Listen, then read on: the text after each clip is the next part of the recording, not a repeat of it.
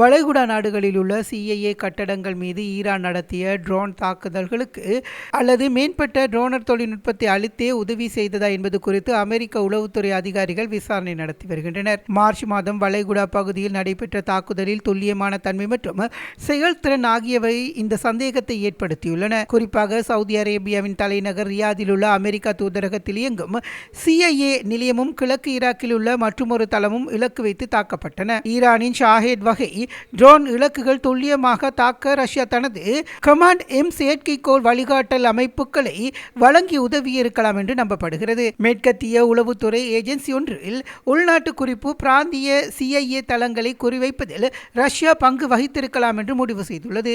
இருப்பினும் இந்த விவகாரத்தில் அமெரிக்க உளவுத்துறை இன்னும் இறுதி முடிவு எடுக்கவில்லை. ரியாதில் நடத்தப்பட்ட தாக்குதலில் 2 ரஷ்யா மேம்படுத்தப்பட்ட ஷாஹேட் ட்ரோனர்கள் பயன்படுத்தப்பட்டதாக கூறப்பட்டாலும் அதிர்ஷ்டவசமாக உயிரிழப்புகள் எதுவும் ஏற்படவில்லை. இதேவேளை செங்கடல் பகுதியில் பயணித்த 2 சவுதி எண்ணெய் தாங்கி கப்பல்கள் மீதான தாக்குதல் நடத்தப்பட்டுள்ளது. குறித்த தாக்குதலுக்கு ஈரான் ஆதரவு பெற்ற ஹூதி கிளர்ச்சியாளர்கள் உரிமை கோரியுள்ளனர். ஹோமுஸ் நீரிணையை கட்டுப்படுத்தும் ஈரான் முயற்சிக்கு ஆதரவு அளிக்கும் வகையில் செங்கடலில் உலகளாவிய ரீதியில் எண்ணெய் விநியோகத்தில் 2வது தடையாக ஏற்படுத்துவதற்காக இந்த தாக்குதல் நடத்தப்பட்டுள்ளதாக தெரிவிக்கப்படுகிறது.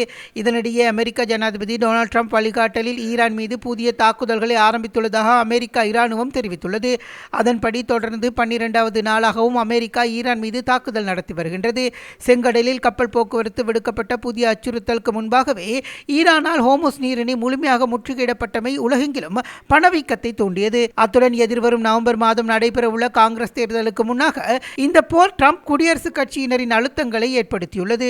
இது உலகளாவிய எண்ணெய் விலைகளிலும் பாரிய தாக்கத்தை ஏற்படுத்தியுள்ளதாக கூறப்படுகிறது. போர் சூழல் அதிகரித்திருக்கக்கூடிய இந்த நிலைமையில் மத்திய கிழக்கு நாடான சவுதி அரேபியாவுடன் தனது சிவில் அணுசக்தி திட்டத்தை மேம்படுத்துவதற்கு வழிவகுக்கும் வகையில் அமெரிக்காவும் சவுதி அரேபியாவும் ஒப்பந்தம் ஒன்றில் கையெழுத்திட்டுள்ளதாக தெரிவிக்கப்படுகிறது. இந்த ஒப்பந்தத்தின் துல்லியமான விவரங்கள் இதுவரை பகிரப்படவில்லை என்பதுடன் இது இன்னமும் அமெரிக்கா காங்கிரஸ் பரிசீலனைக்கு உட்படுத்த வேண்டியுள்ளது என்றும் குறிப்பிடப்பட்டுள்ளது. இது பல தசாப்த காலமாக நீடிக்கக்கூடிய பில்லியன் கணக்கில் டாலர் மதிப்பிலான கூட்டு பங்குமையாகும். இதில் சவுதியின் அணுசக்தி திட்டத்துடன் அமெரிக்க நிறுவனங்களும் நிபுணர்களும் இணைந்து பணியாற்ற உள்ளனர். அத்துடன் இரு நாடுகளுக்கும் இடையிலான இருதரப்பு பாதுகாப்பு உத்தரவாத ஒப்பந்தம் ஒன்றும் கையெழுத்தாக உள்ளது.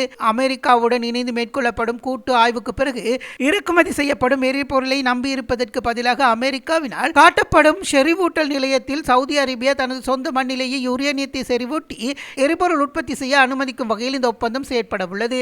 இந்த ஒப்பந்தம் சவுதி அரேபியா தனது சொந்த அணு ஆயுதங்களை உருவாக்குவதற்கு வழிவகுக்கக்கூடும் என சிலர் கவலை வெளியிட்டுள்ளமை குறிப்பிடத்தக்கது. இதேவேளை ஹோமுஸ் நீரிணை கப்பல் மீது ஈரான் தாக்குதல் நடத்தும் ஒவ்வொரு சந்தர்ப்பத்திற்கும் பதில் வழங்கும் நோக்கில் ஈரானின் ஒரு பாலம் அல்லது மின் உற்பத்தி நிலையத்தை அமெரிக்கா தாக்கி அளிக்கும் என அமெரிக்க ஜனாதிபதி டொனால்ட் ட்ரம்ப் எச்சரித்துள்ளார்.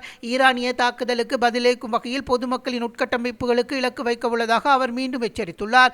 இரு தரப்பினரும் பரஸ்பர தாக்குதல் தீவிரமடைந்து போரை முடிவுக்கு கொண்டு வருவதற்கான இடைக்கால ஒப்பந்தம் சீர்குலைந்துள்ள நிலையிலேயே இந்த எச்சரிக்கை விடுக்கப்பட்டுள்ளது. இனிமேல் ஹோமுஸ் நீரிணையில் ஏவுகணைகள், ராக்கெட்டுகள், டோனர்கள் அல்லது வேறு ஏதேனும் ஒரு சாதனம் அல்லது ஆயுதம் மூலம் கப்பல்கள் மீது ஈரானிய இஸ்லாமிய குடியரசு தாக்குதல் நடத்தும் ஒவ்வொரு முறையும் அமெரிக்கா இந்த நடவடிக்கையை எடுக்கும் எனவும் அவர் குறிப்பிட்டுள்ளார். மேலும் நேற்று அமெரிக்கா ஈரான் மீது மற்றொரு கட்ட வான்வெளி தாக்குதல்களை நடத்தியிருந்தது.